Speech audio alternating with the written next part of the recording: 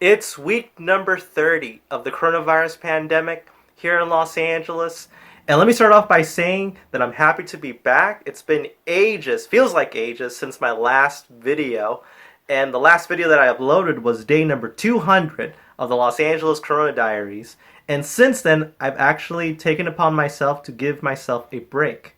The reason why is because I wanted to focus more on myself. I wanted to focus on my mental health, my spiritual health, and just health in general as well. But the most important thing for me is family. I wanted to spend more time with my wife, spend time with my other family members, and also to spend time virtually with friends, both domestic and international, because I wanted to see how they were doing as well.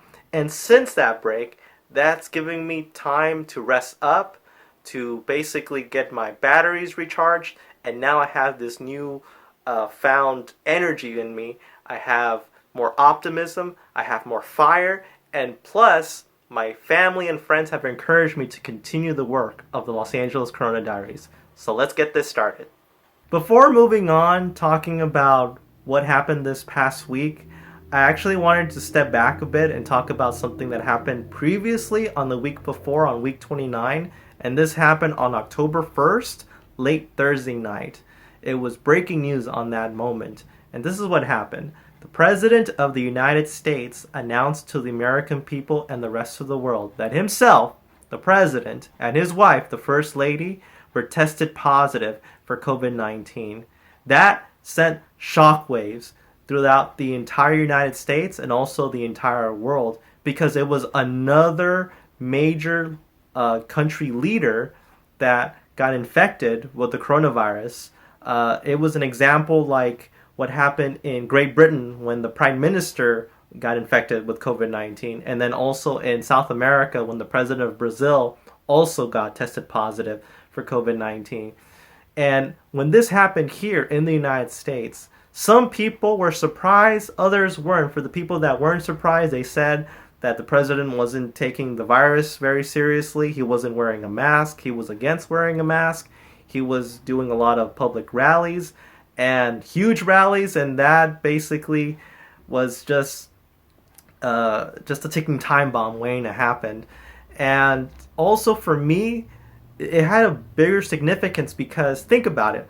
The President of the United States got tested positive for COVID-19. One of the most highly surveillance human beings in the world. He's under 24/7 government watch by the Secret Service. And yet, that wasn't enough to prevent him from having COVID-19. So that leads me to believe that anyone can be infected with COVID-19. Doesn't matter how much money you have, doesn't matter how much security you have, doesn't matter how high the walls are, how big your house is, doesn't matter any of that.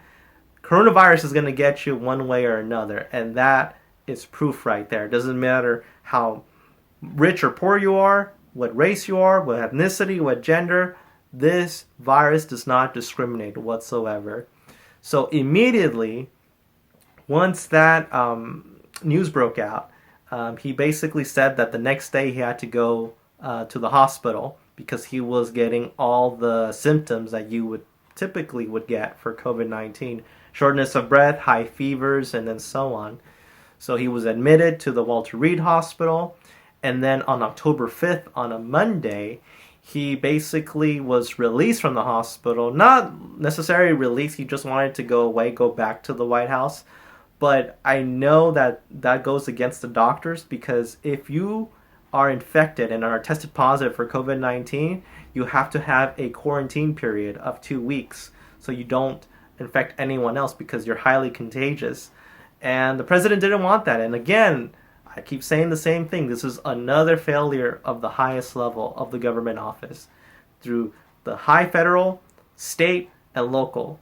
This just shows how bad the United States is on, attacking and facing COVID-19, because we're not basically breaking any ground right now.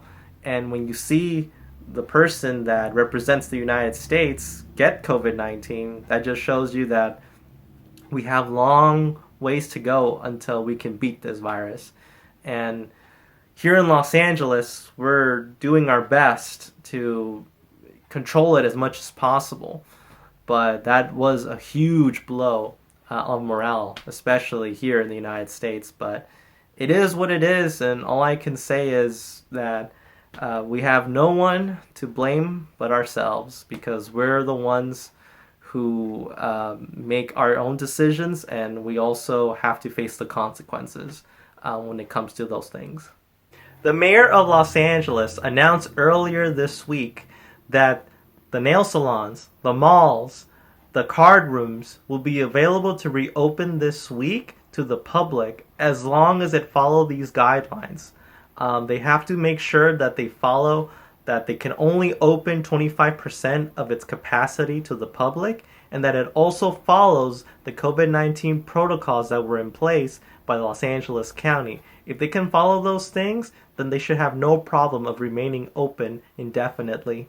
So this could be the first step of some sort of normalcy here in Los Angeles. But something that I would like to add about the malls, the aisles might be closed and the food courts might be closed, but the stores that have outdoor entrances, they're not closed. So those stores are open, but it'll be interesting to see. Hopefully, maybe one of these days I'll take a trip to the mall and maybe show you how the malls are now reopening. It's been a while since any mall has been open. I did go to one before it had to close again because of the spikes of COVID-19, but we'll see how they'll get around it because they have to control the crowd, so we'll see how it goes. But now regarding the coronavirus, here in Los Angeles, the number of cases, deaths, and hospitalizations continue to decrease. And so far that is good news. That means that we're on the right track, and it's already October, so with this announcement of the Los Angeles mayor, it only seems that more and more businesses will be reopening soon enough. So that is exciting news to see. But we just have to keep pushing forward because winter is around the corner, and already flu season is coming very soon. And I know I have to take the flu shot sooner rather than later because I don't want to take any chances. So hopefully I'll get an appointment for that. And so far, that's what's going on here in Los Angeles. Something else I also wanted to add, and I just couldn't wait. I actually had to get my camera immediately to start recording. And there's actually fireworks happening all around Los Angeles right now. And the reason why, it's very simple, is that the Los Angeles Lakers have won the NBA championship tonight. And that is huge, and all Los Angeles is celebrating. It's just something that is so special.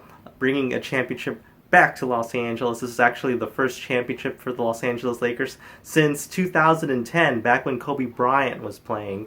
And what makes it more significant is that all the players in the Los Angeles Lakers were dedicating this championship to Kobe Bryant, to the late Kobe Bryant, because unfortunately earlier this year in 2020 he passed away. So it's something special for all Los Angeles to celebrate, but also honoring the late Kobe Bryant as well. And as you clearly see, I don't have any Laker memorabilia, but I am still supporting the team. So all I can say is, go Lakers. So that is it for this week's video. And like I said before, I'm so happy to be back, and I will continue to do my weekly videos as the days go forward. And I will continue to do it until there is a cure for COVID-19. And I know there will be. It's just a matter of time. And I know the scientists, the doctors, all the medical experts are working tirelessly to make sure that there is a cure. But until then, we have to just keep continuing to survive, to fight, and endure. So everyone, stay strong, stay safe.